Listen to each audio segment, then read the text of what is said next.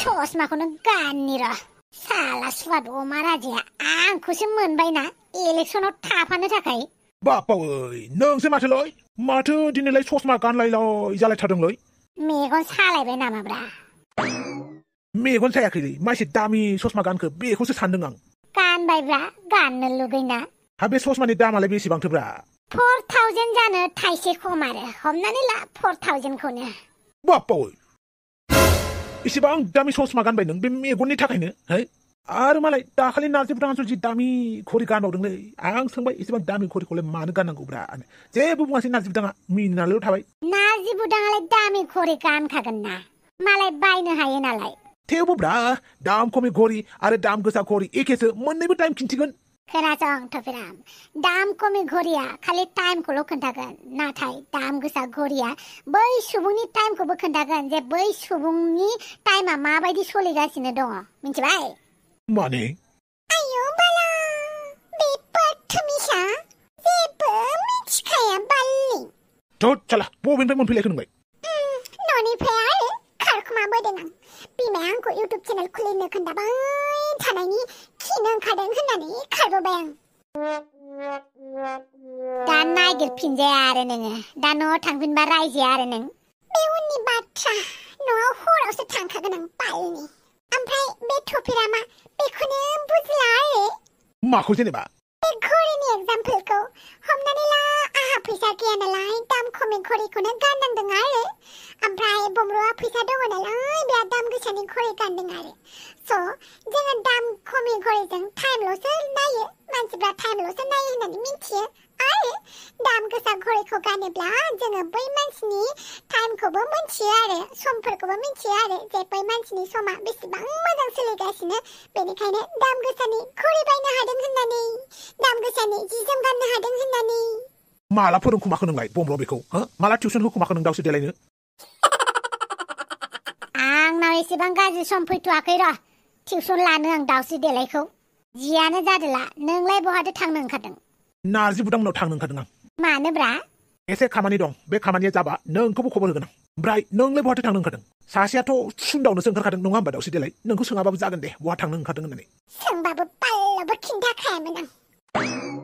अमा राजाया लिंहरदोंलै आंखौ बेखौनो लोगो हमनो थांनो नागिरदों आं आच्छा इलेक्सननि थाखाय अमा राजाया बमरुखौ फथायबाय होमबा आच्छा आंजोंलाय सापर्ट खालामफागोन ना फायाब्रा नोंलाय इलेक्सनाव आच्छा नों इलेक्सन दारायनो नागिरदों होमबा आं सापर्ट खालामगोनथ' नोंखौ गोजानाव था आंनिफ्राय गोजानाव आयु बाला माबायदि खालामखायो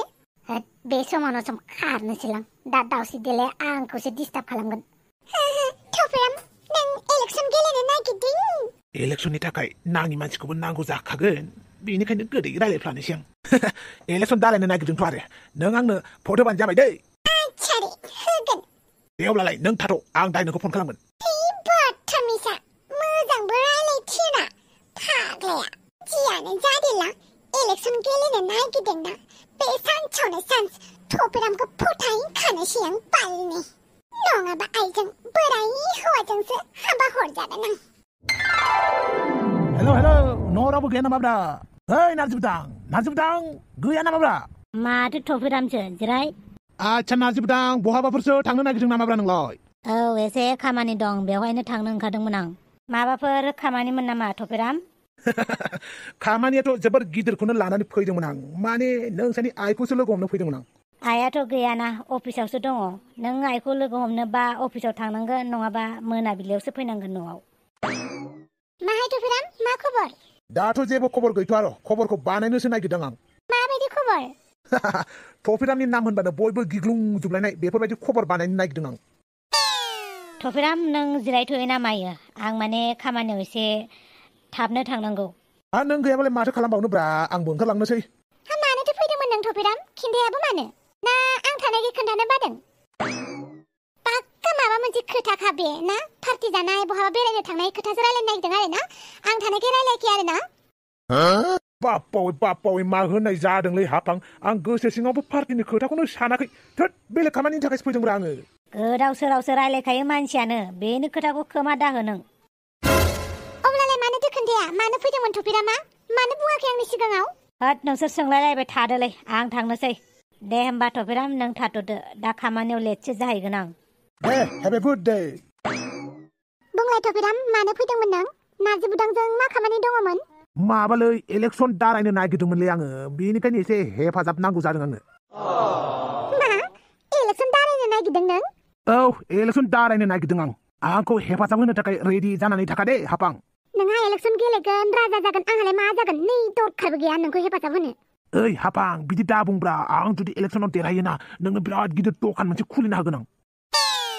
जाम्बि बानायनो फैदों आंखौ लंकायाव थांबा राबन जायोनो मिथिबाय धौत राबनालाय लंकानिखाना अब्लाबो जायनो थाङो राबन जाहैयोनो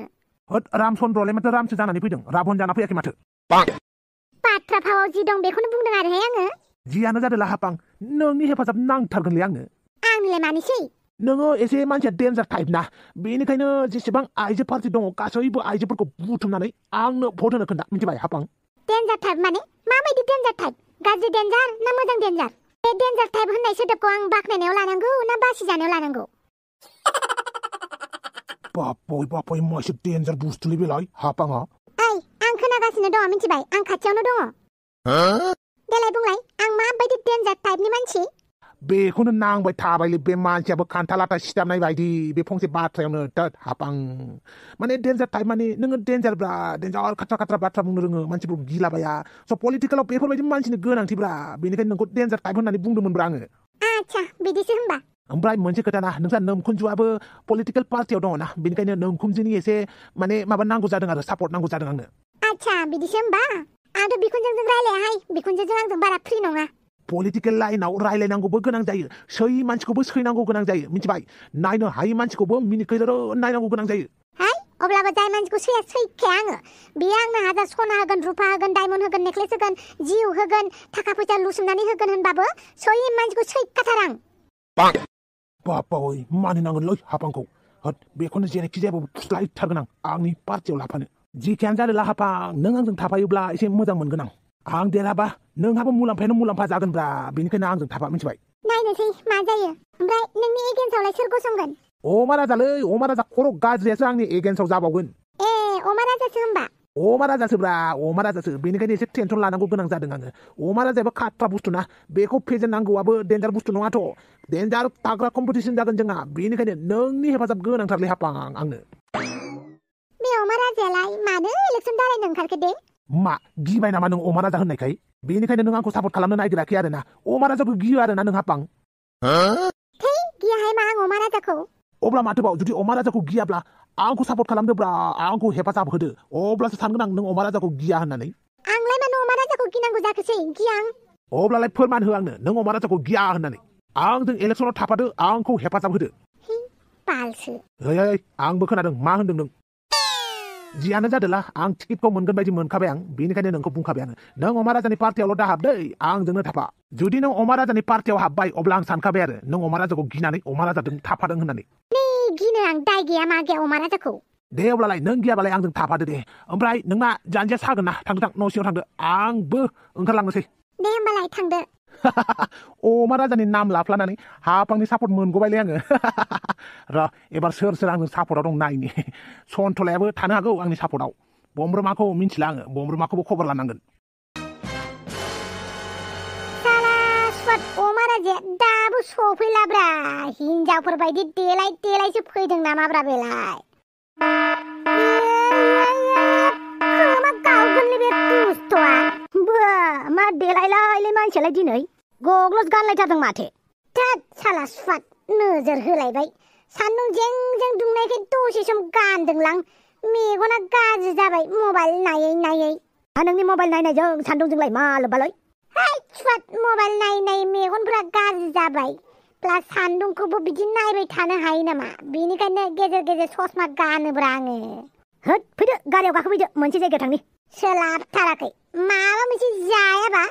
आं जेरावबो थाङालै लामायाव जालांगोनब्रा लामायाव फैल'लाय नोङो होद गैया बेयावनो जालांखागोन नै बेयावनो दंखायो जाग्रा बुस्थुआ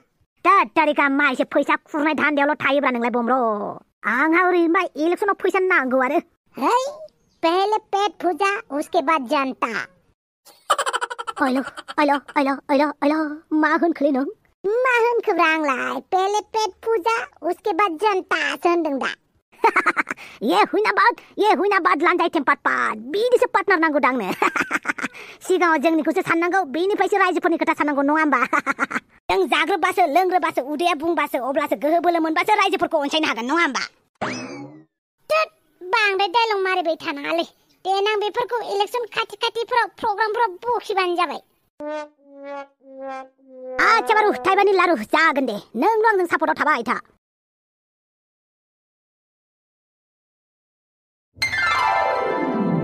बमरा मोनसे खोथा ना नों थफिरामखौ एसे नोजोर होदै टुट साला थफिरा मालाय आंनि गार्लफ्रेन्ड ना माब्रा आं बेखौ नोजोर होनो सिख्ला मानसिबासो नोजोर होजागौमोन हौवा मानसिफोरखौ नोजोर होनो लाजिलां थोद साला मोसौ आं थफिरामखौ सिख्ला नोजोरै नायनो होआखैना बेखौ जोंनि कम्पिटिटर हिसाबैसो नायनो होदों दा आच्छा बे आंनि एगेन्स्टआव गसंगोन ना इलेक्सनाव बेनिखायनो बेखौ एसे नोजोर लानांगौ मिथिबाय बेनि खिनाय जानाय हासुनाय लोंनाय गासिखौबो माला मा खालामो सोरजों बहा थाङो बेफोरखौ गासिखौबो खबर लानांगौ नों मिथिबाय आच्छा बिदिसो जाहैबाय होमबा आंना खामानिया दा बे खामानिखौ दाहोनाबो होनजाया माबो होनजाया मा होननांगौ जाखोब्रा आंनि खामानिखौलाय आइला माबायदि पार्टनारखौ सायख'फ्रांखोब्रा आंलाय ओइ बमरफाय इलेक्सनाव आं देरहायोब्ला नोंनिबो लाबानो लाब्रा मिथिबाय दा बेनिखायनो आंखौ देरहाहोनो थाखाय नों आंनि आगदा आखाइ जानांगोन मिथिबाय जागोन दे बिदिबालाय साहाखौ थाब लोंदो थांनोसै अल' सोरलै बे हांग्रि मोनदि बायदिसो नुबायदां अला बिथिंसो फैदों माथो बेलाय आं नुयि बायदि जानानै थाफ्लानिलै